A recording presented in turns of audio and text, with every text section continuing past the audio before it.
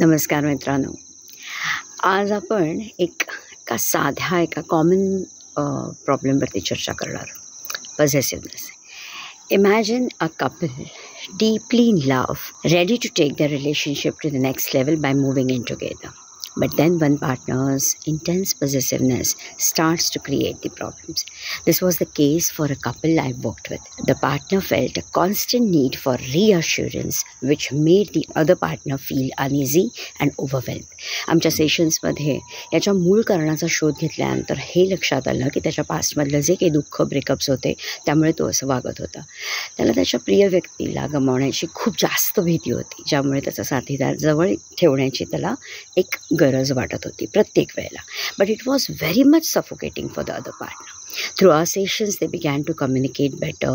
He started working on his own loopholes and made small yet meaningful changes. With patience and dedication, they shifted their dynamic, allowing for more security, assurance and emotional connection.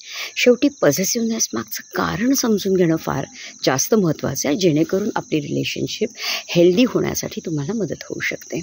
After all, you are a smart millennial and you know better. Love you.